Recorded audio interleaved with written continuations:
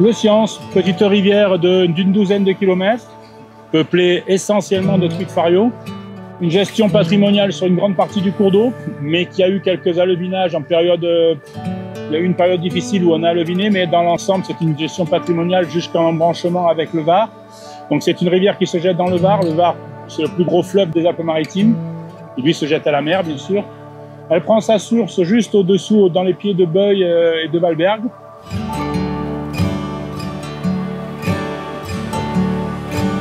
Salut Jean-Luc. Oh, ça va? Et toi? Écoute, ça va, ça va. Ah ouais. Alors? Ça va, ça va. C'est vrai? Je commence juste là. Oh. Donc écoute, Ça dit quoi? elle est loupée dessous. Ouais. Elle a piqué, mais elle est loupée au ferrage et c'est tout. Je viens d'attaquer là. C'est vrai? Dessous. Ah, ça fait plaisir. Ça fait longtemps que je n'avais pas pêché. On va voir. Bah, c'est un beau ballon. Hein. Ah, il est beau, ouais. C'est un beau ballon. Belle petite rivière là.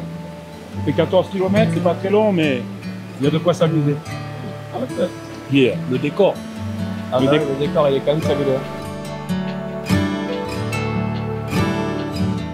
C'est le parfait stéréotype en fait de la rivière où on va vraiment s'amuser à pêcher en sèche. C'est une rivière qui s'y prête très bien avec des poissons déjà qui sont actifs une bonne partie de la journée. On va pêcher des postes très marqués, donc c'est la pêche en eau rapide par excellence, où on pêche des poissons en sèche sur des postes très marqués et on va pêcher l'eau et évoluer en fait dans ce grand canyon en fait qu'on compare ici nous à Niçois au petit Colorado.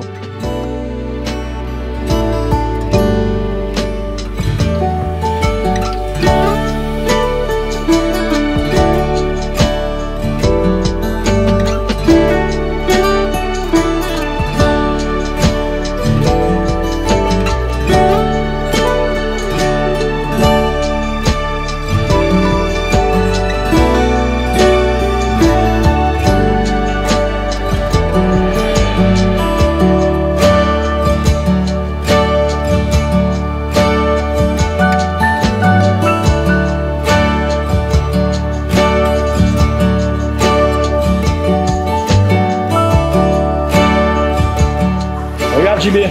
Ça c'est les thermomètres que l'on installe avec la fédération. C'est nos techniciens qui viennent, Romain que tu connais bien, qui vient faire les relevés. En fait, ça nous sert surtout à faire des relevés des températures étalées sur toute l'année pour voir l'évolution du cours d'eau et ce qui nous permet de voir si c'est vraiment un réchauffement climatique, si les eaux elles montent beaucoup et ça donne des infos. Ça nous donne énormément d'infos, ce qui nous permet de voir aussi si le milieu reste conforme, si les températures surtout d'eau restent conformes. Et vous faites ça depuis longtemps? Ah maintenant ça fait, on doit être dans la 17 ou 18e année qu'on fait ça. Oui, donc les données sont quand même, vous avez quand même une énorme bande de données quoi. Au début on en avait très peu, on avait quelques thermomètres par-ci par-là. Maintenant on en a rajouté, on est capable de faire bassin par bassin, d'avoir un suivi bassin par bassin quoi. Donc comment on arrive à être président d'une fédération de pêche? Tout d'abord je suis allé à la pêche comme tout le monde, accompagné de mon père qui m'a appris à pêcher au toc, au leurre. Et de fil en aiguille, à partir de 12-14 ans, j'ai appris à pêcher à la mouche. Parce que j'ai vu un gars pêcher à la mouche et je me suis dit pourquoi pas moi. Donc je m'y suis mis. Je me suis mis à pêcher à la mouche et depuis, eh ben, voilà, je n'ai jamais arrêté.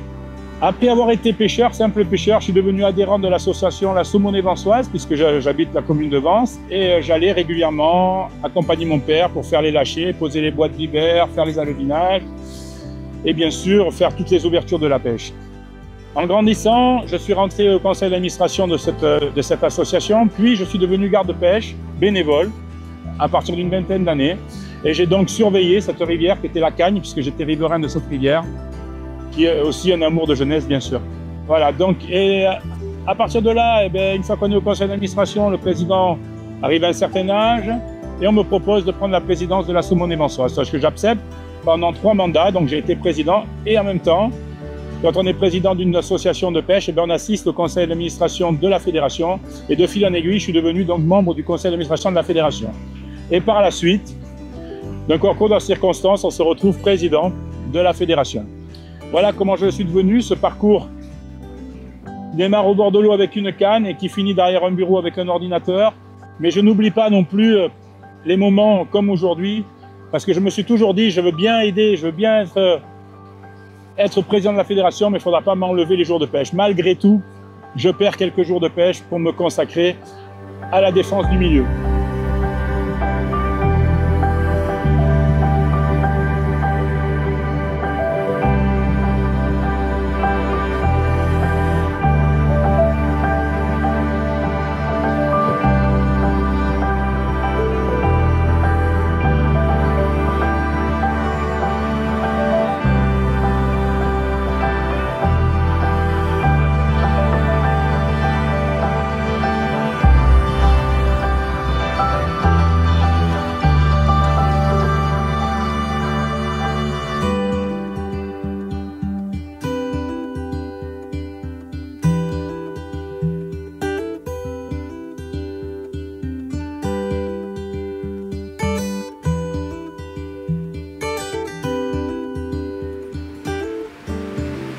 Ça a touché ou pas? Ben là, je l'ai loupé. Je l'ai loupé. Ah, t'en as loupé une? Ouais, ah merde. Elle est montée là vite. Elle est venue très vite et je l'ai loupé.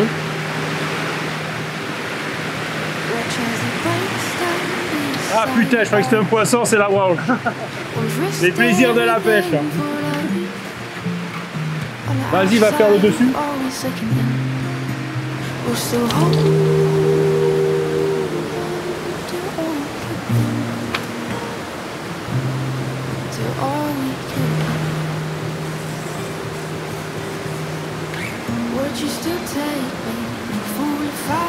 Oh, bravo. Bravo, bravo. Poisson.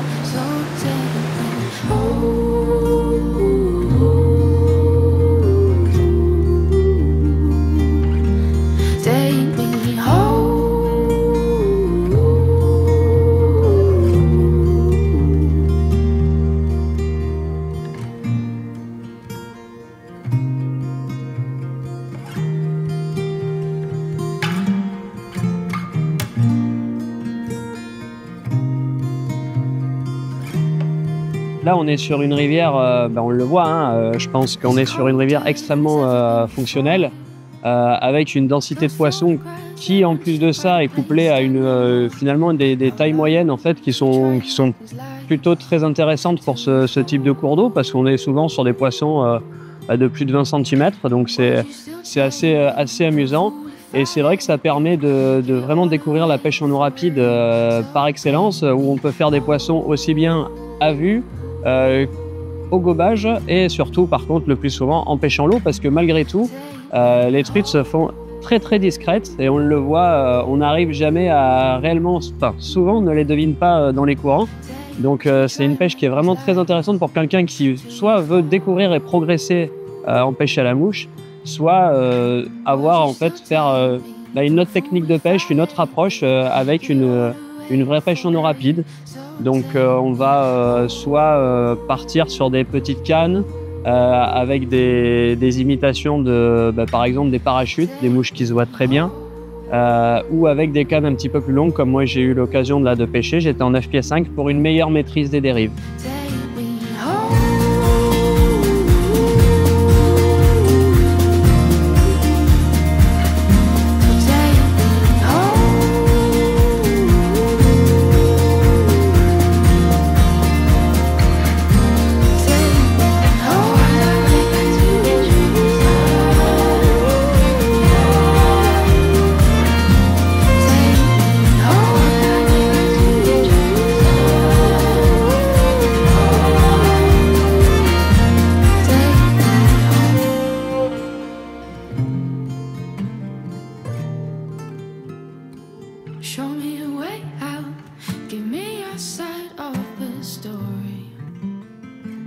Du coup là t'es parti sur quoi comme mouche? Ah, c'est un petit palmeur avec des petites ailes dessus, un peu de chevreuil, et puis un indicateur juste pour l'avoir un petit peu orange. Ah oui, ça a bien flotté ça en fait. Faut que oui, ça flotte bien. Et puis c'est des mouches qu'on trouve dans le commerce par 3, il y a une certaine marque qui les vend. On devient feignant parce que avant je faisais les mouches, mais maintenant... Je te l'ai pas dit mais je les reconnais quand même. je me doute bien. Mais ça fonctionne très bien, donc on peut s'embêter. Oui, pour les pêches en eau rapide, le poil creux et en plus voilà. Avec la petite tête en mousse là, du coup ça flotte vachement bien. Ouais. C'est parfait, c'est parfait.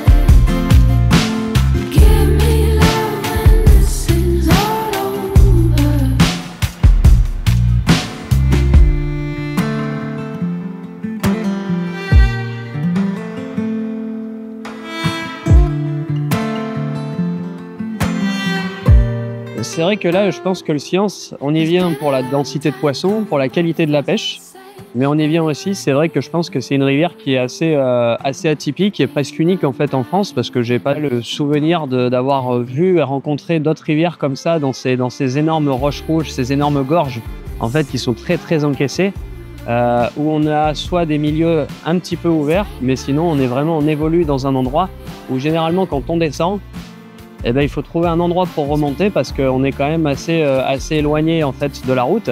Et c'est vrai que c'est une rivière qu'il faut connaître. C'est une rivière aussi où, par exemple, moi, ça m'a fait plaisir, en plus de faire plaisir, de partager une partie de pêche sur le Science avec Jean-Luc. C'est une rivière que je préfère faire à deux, en fait, tout simplement par rapport à l'entraide et puis par rapport au fait qu'on est quand même sur des parcours assez sportifs. Love will carry all our days till we find another way. No one ever said it'd be easy.